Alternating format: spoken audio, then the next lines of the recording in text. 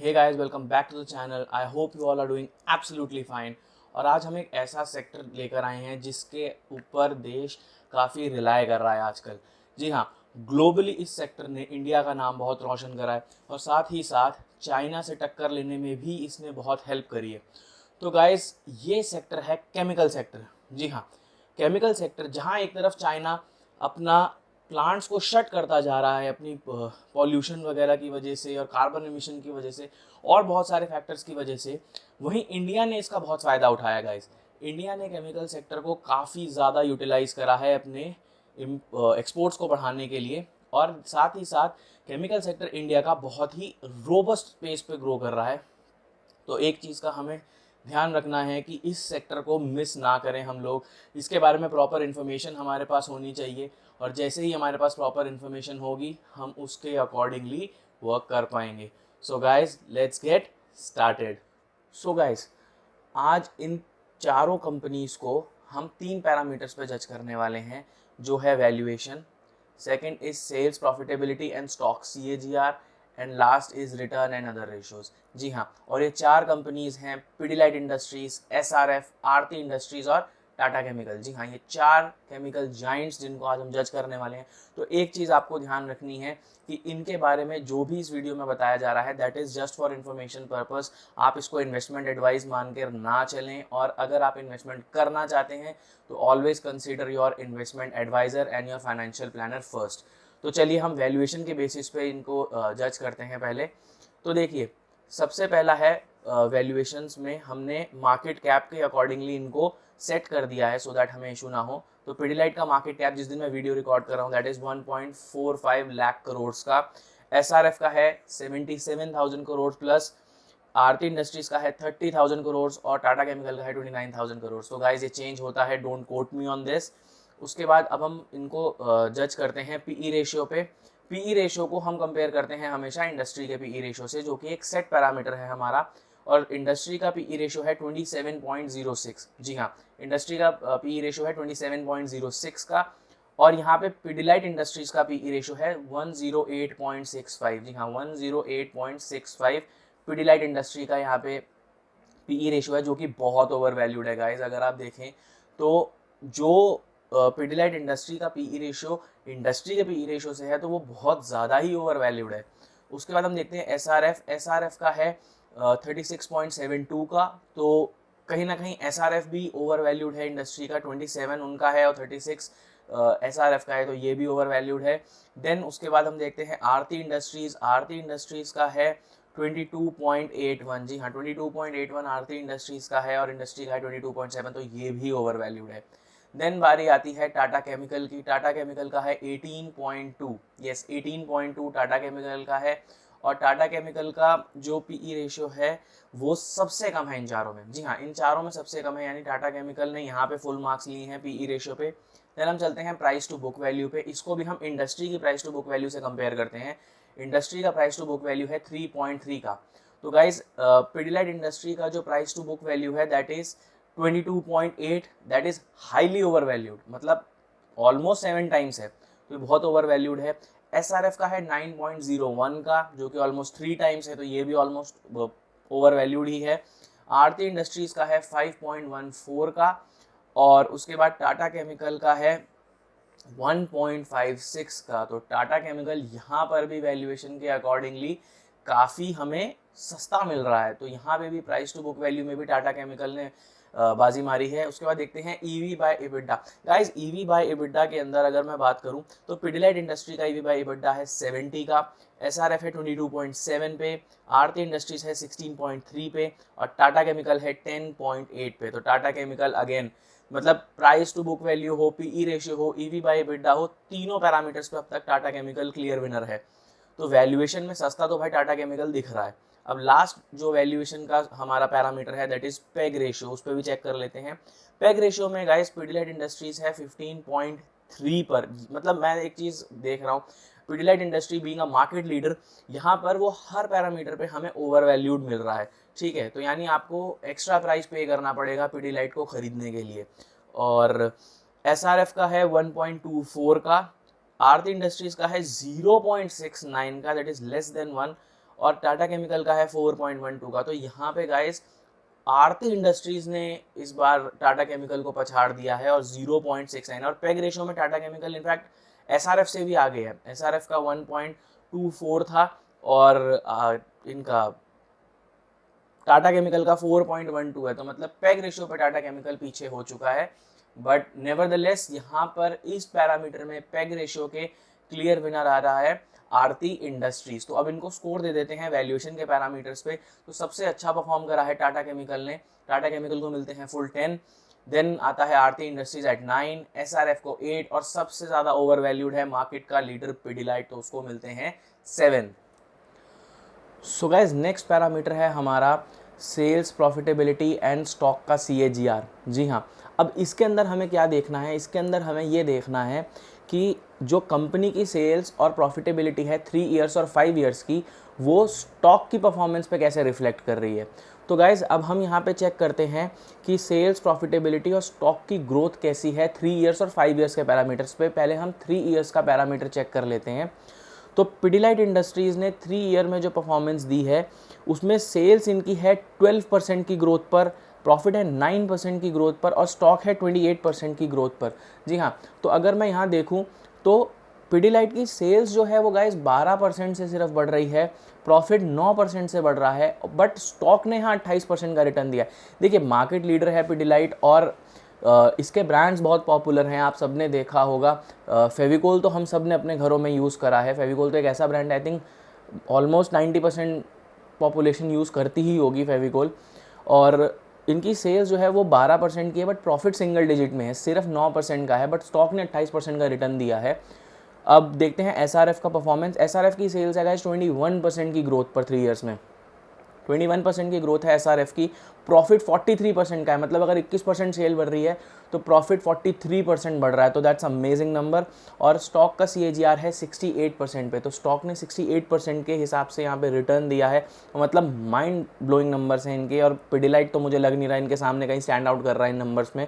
अब बात करते हैं आरती इंडस्ट्रीज़। तो सेल इनकी 19% है, प्रॉफिट 39% से ग्रो हुआ है, और स्टॉक का CAGR 28% है। तो कहीं ना कहीं इनके नंबर्स भी काफ़ी बेहतर हैं, एटलीस्ट पिडिलाइट से तो बहुत बेहतर हैं। एसआरएफ से थोड़े फीके लग रहे हैं, बट नंबर्स इनके बहुत शानदार हैं। इस चीज़ को हमें हल्के में नहीं लेना चाहिए, क्योंकि आरती इंडस्ट्रीज़ ने बहुत अच्छा परफॉर्म करा है एज़ कम्पेयर टू पिडिलाइट। अब देखते हैं हम टाटा केमिकल, जो वैल्यूएशंस में सबसे अच्छे स्कोर्स लेकर आया था। टाटा केमिकल का सेल्स की ग्रोथ थी गाइस 7% की, सिंगल डिजिट सेल्स ग्रोथ है इनकी, प्रॉफिट भी सिंगल डिजिट में 7% पर है, बट स्टॉक ने 64% का रिटर्न दिया है। तो single digit profit growth, single digit sales growth, but stock ने सरप्राइजिंगली 64% का रिटर्न दिया है। तो कहीं ना कहीं सेल्स और प्रॉफिटेबिलिटी में तो गाइस बहुत पुअर नंबर है इनका।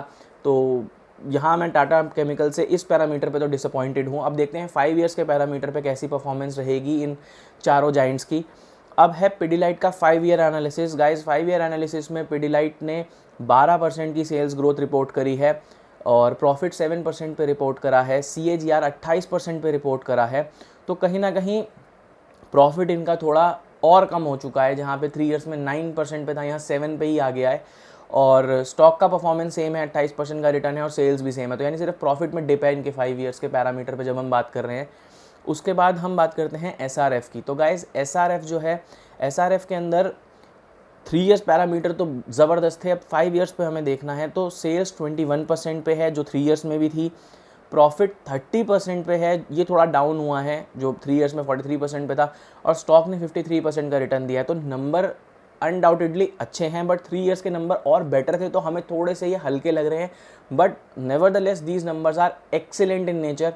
अब हम बात करते हैं आरती इंडस्ट्रीज़ की। तो आरती इंडस्ट्रीज़ का सेल्स ग्रोथ है 17% पे, प्रॉफिट की ग्रोथ है 33% की, और स्टॉक का CAGR है 32% का। देखिए एक चीज़ यहाँ पे कॉमन है कि हमारे सारे केमिकल स्टॉक्स, ये चारों, इन्होंने स्टॉक्स ने बहुत अच्छा परफॉर्म करा है। बेशक इनकी सेल्स और प्रॉफिटेबिलिटी में थोड़ा ऊपर नीचे हुआ, लेकिन इनकी परफॉर्मेंस स्टॉक की जो है वो सही रही है।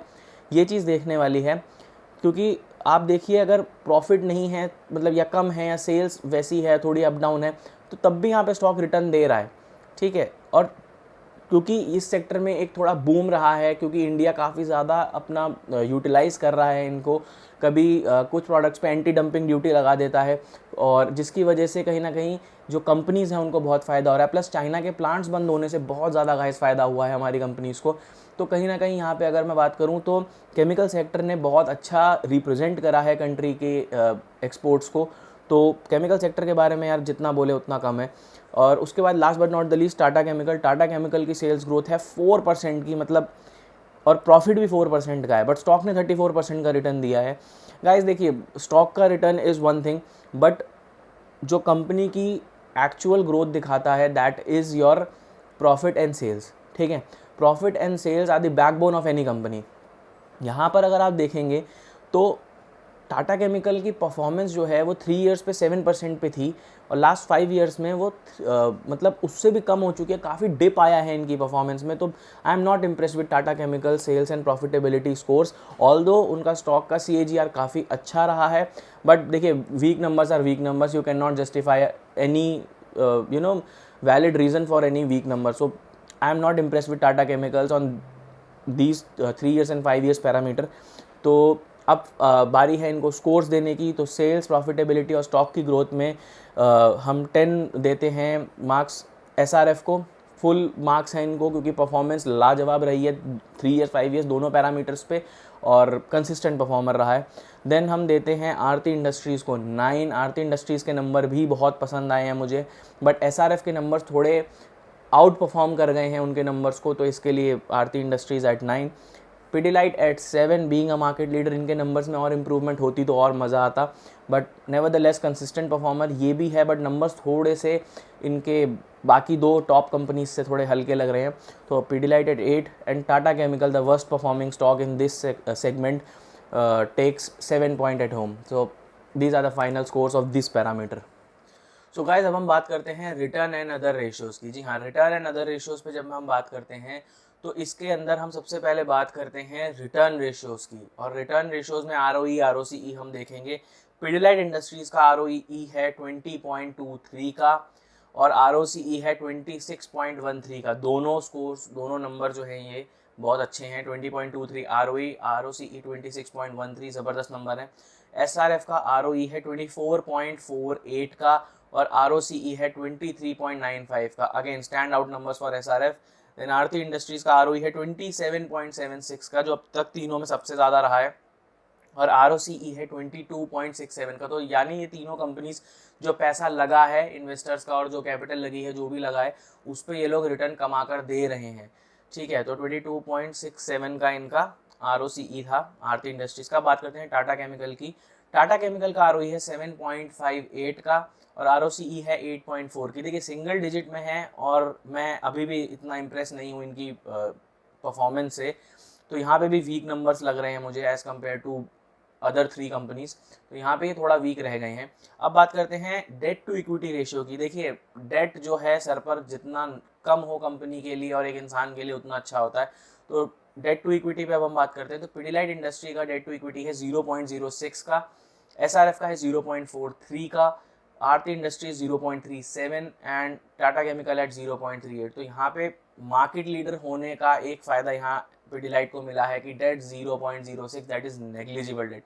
डेट के नाम पे बहुत छोटा अमाउंट है उनके पास, तो जो कि कभी भी ये पे ऑफ कर सकते हैं। एंड लास्ट जो हमारा पैरामीटर रहेगा वो है डिविडेंड यील्ड। गाइस, डिविडेंड आता तो मतलब जब क्रेडिट होता है तो बहुत मज़ा आता है। बैंक की जब वो मैसेज आता है कि this amount has been credited, और ये तो मज़ा आ जाता है। तो ये भी देख लेते हैं हम। पिडिलाइट इंडस्ट्रीज 0.35 पे, SRF 0.27 पे, आरती इंडस्ट्रीज 0.24 पर, और टाटा केमिकल 1.12 पर। जी हाँ, 1.12 पर। तो कहीं ना कहीं टाटा केमिकल ने डिविडेंड तो ज़्यादा दे दिया है भाई, बाकी रिटर्न चाहे जैसा मर्जी रहा हो, बट डिविडेंड इन्होंने ज़्यादा दिया है। तो यहाँ पे टाटा केमिकल का डिविडेंड यील्ड सबसे बेस्ट है।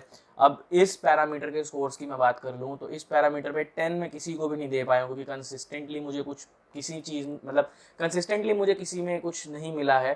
तो 9 देते हैं पिडिलाइट को, SRF और आरती इंडस्ट्रीज़ को 8 मिलते हैं, और टाटा केमिकल अगेन एक डिविडेंड के बेसिस पे, और उनको ज़्यादा मार्क्स देना मुझे आइडियल नहीं लगा, तो 7 मिलता है टाटा केमिकल को। सो गाइज अब हम बात करते हैं फाइनल स्कोर्स की। जी हाँ, फाइनल स्कोर्स पे हम बात करते हैं तो पिडिलाइट को वैल्यूएशन में मिला था 7, सेल्स प्रॉफिटेबिलिटी और स्टॉक की ग्रोथ में मिला 8, रिटर्न में मिला 9, तो फाइनल स्कोर पिडिलाइट का है 24। एसआरएफ का वैल्यूएशन में था स्कोर 8, सेल्स प्रॉफिटेबिलिटी में था 10 और रिटर्न में था 8, तो स्कोर होता है 26। और आरती इंडस्ट्रीज का वैल्यूएशन में था 9, सेल्स प्रॉफिटेबिलिटी में भी 9 और रिटर्न में मिला 8, तो स्कोर होता है 26। तो जी हाँ, 26 के पैरामीटर पे तो एसआरएफ और आरती इंडस्ट्रीज में टाई हो चुका है।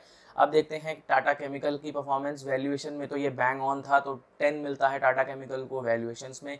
सेल्स प्रॉफिटेबिलिटी में गाइस मिलता है 7 और रिटर्न में मिलता है 7, क्योंकि ये दोनों पैरामीटर्स पे बहुत वीक है टाटा केमिकल्स।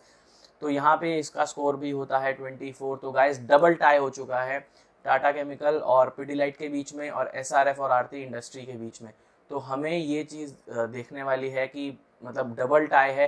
बट हाँ, अगर देखा जाए तो मैं पिडिलाइट को अगेन टाटा केमिकल से ऊपर रखूँगा। अगर मैं देखूँ तो अगर 1 2 3 4 देना हो तो फर्स्ट पोजीशन पे तो टाई है SRF Aarti industries. I can't choose between both of them. But अगर मुझे इसके आगे चूज करना पड़े तो Pidilite will be the second spot holder for me and Tata chemical would be the last. ठीक है, वैल्यूएशन में टाटा केमिकल काफ़ी सस्ता है, बट परफॉर्मेंस जो थी मुझे वो बहुत वीक लग रही है इनकी, सेल्स प्रॉफिटेबिलिटी की और ये सब चीज़ों की। तो कहीं ना कहीं मुझे यहाँ बहुत वीक लग रहा है टाटा केमिकल। और अगर आपको ये कंटेंट अच्छा लग रहा है तो give it a thumbs up. और अगर आप चैनल पे नए हैं तो सब्सक्राइब करिए, बेल नोटिफिकेशन प्रेस करना बिल्कुल मत भूलिएगा गाइस। और अगर आपको ये कंटेंट अच्छा लग रहा है, आपको लगता है कि आपने इससे कुछ अच्छा सीखा है, समझा है, तो please share it with your loved ones, our family members and your friends. Because हमारा मोटो बहुत क्लियर है guys, stay together, grow together and prosper together. I will meet you in some another video. Till then, bye bye, take care and Jai Hind.